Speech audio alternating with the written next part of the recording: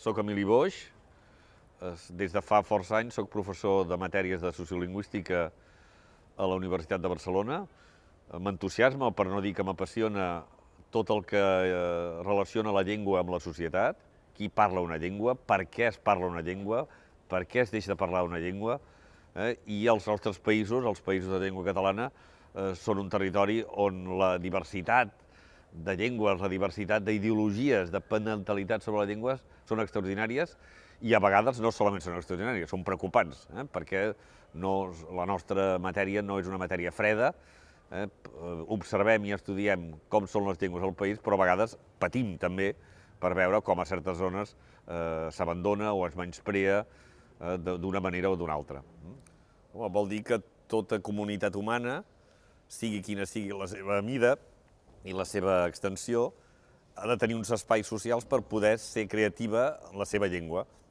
No solament mantenir la llengua que ha heretat dels avantpassats, sinó produir cultura, produir noves novetats en el món amb la seva llengua. Si aquesta llengua no és creativa, els parlants l'acabaran deixant.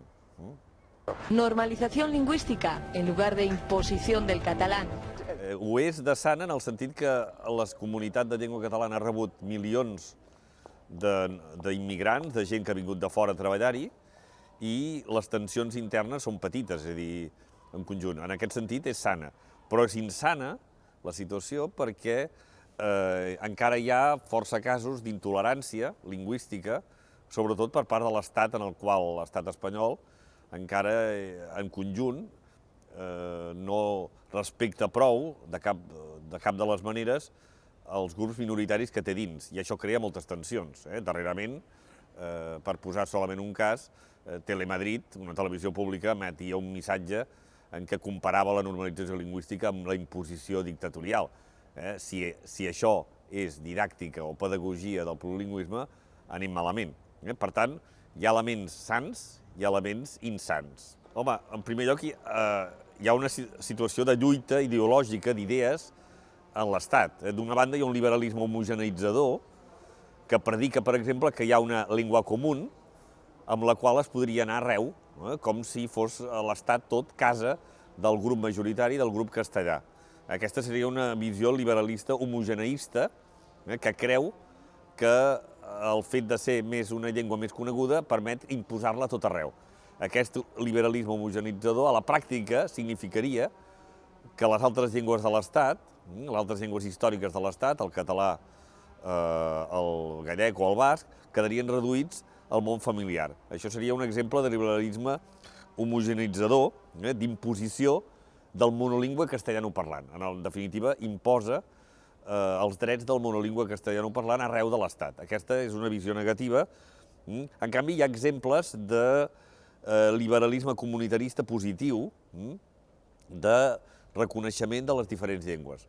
Hi ha en el nostre sistema escolar, per exemple, a Catalunya, des d'on ara parlem, hi ha escoles on es reconeix, es respecta la diversitat lingüística. A l'escola Drassanes, que la tenim aquí al costat, al barri del Raval de Barcelona, per exemple, fa poc unes mares bengalís van demanar poder rebre classes en bengalí. I l'escola, classes fora de l'horari dels nens, les mares volien rebre aquestes classes, l'escola va dir que sí, però va dir, a canvi, us donem hores de català. És a dir, es reconeixia la llengua de la minoria bengalí, d'aquesta zona de la Índia i del Bangladesh, i alhora s'obria l'oportunitat a aquestes mares que també aprenguessin la llengua del país que els acollia. Això seria un exemple per mi de liberalisme amb el sentit positiu de la paraula. Encara hi ha molta gent que encara creu amb la idea que és falsa que a un estat correspon una sola llengua. És fals per la senzilla raó que hi ha més de 5.000 llengües al món i uns 200 estats.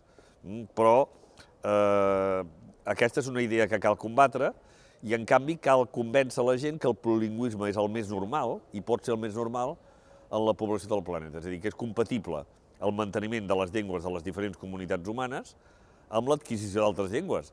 Així ha funcionat bona part del comerç al llarg de molts segles. Aquest és el model, mantenir les llengües de cada grup i alhora obrir-se a les altres llengües, que no vol dir solament l'anglès, això és un altre tema.